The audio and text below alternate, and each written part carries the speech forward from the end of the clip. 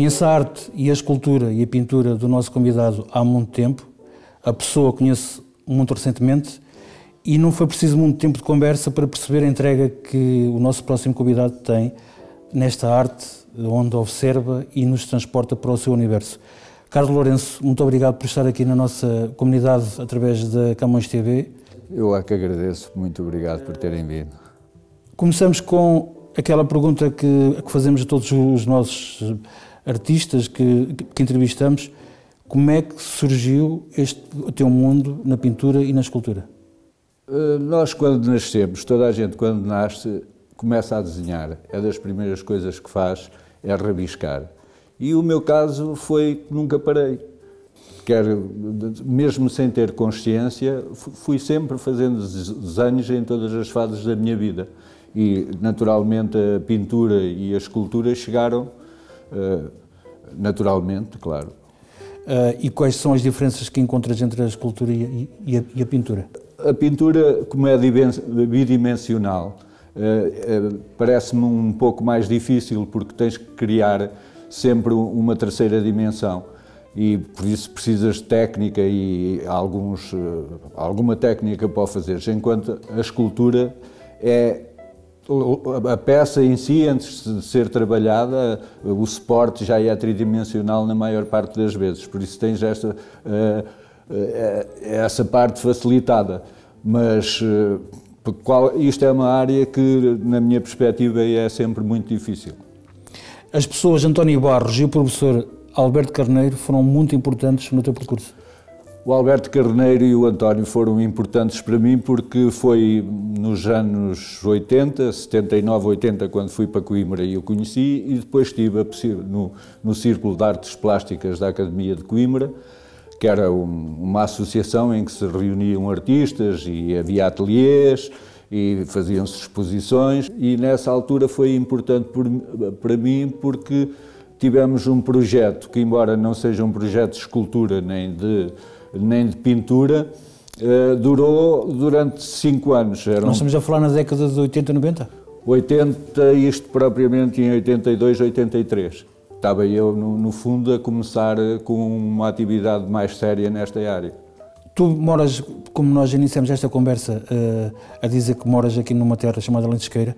Como é que tu consegues viver e como é que tu te conseguiste afirmar numa terra fora das grandes cidades e dos centros urbanos? Bom, a Lentesqueira, eu costumo dizer que não se pode estar em 2 lugares ao mesmo tempo e a Lentesqueira é o meu lugar no universo.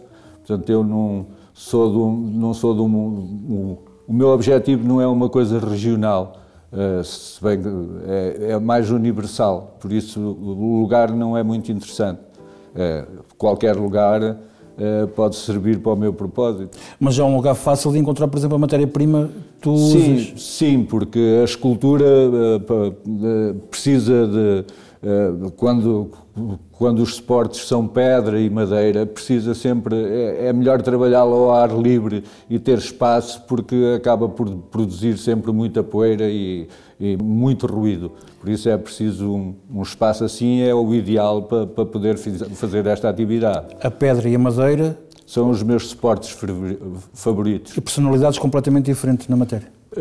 Mas de alguma forma semelhante, mas sim, completamente diferentes, mesmo as ferramentas variam para a pedra e para a madeira naturalmente. Como é que um artista se torna artista? O outro dia ouvi uma coisa engraçada que até não tinha a sensação, ou discordava de certa maneira, que foi numa entrevista ao Cabrita Reis, ele afirmar, uma afirmação que eu por vezes ouvia, que nasce-se artista. E eu fiquei a pensar no assunto e lembro-me que de facto eu não tinha consciência do que era a arte, nem pouco mais ou menos, e já tinha um certo apetite por fazer coisas manuais. Lembro-me, por exemplo, na escola que escasseava os brinquedos de fazer berlindes com pedras calcárias, por exemplo. Lembro-me de ir na casa dos meus avós, devia ter uns 6, 7 anos, adorava ir para um sítio que tinha barro, tinha um um terreno com muito barro e brincávamos lá a fazer bonequitos e coisas assim, por isso aconteceu dessa maneira. E de onde nasce a inspiração? Acordas cada dia e tens um pensamento e consegues transportar plasticamente para os seus trabalhos? A pintura e a escultura, para mim, são formas de vida e elas acontecem, umas vezes acontecem de dentro para fora e outras vezes acontecem de fora para dentro. Isto é, há coisas que nos inspiram do exterior, mas eu estou mais convencido que o interior é mais importante, porque é do interior a que tu vais fazer as coisas. Mas também é mais difícil expressá-lo. Sim, às vezes consegue-se, outras vezes não se consegue, mas o processo é sempre assim. A peça que idealizas no início é a mesma que constróis no final? Algumas sim, algumas são conceptuais e eu visualizo-as antes de as fazer. Outras não, é o próprio caminho, o próprio material que vai conduzindo a peça. Por exemplo, costuma-se dizer que só vês realmente quando fechas os olhos e continuas a ver. O que é que te sentes quando estás a pintar ou a esculpir? Estás no teu mundo? Estás cabeça... Sim, é uma forma de pensar sobre alguma coisa durante muito tempo. É muito intenso? Sem ser interrompido. É muito intenso? É muito intenso.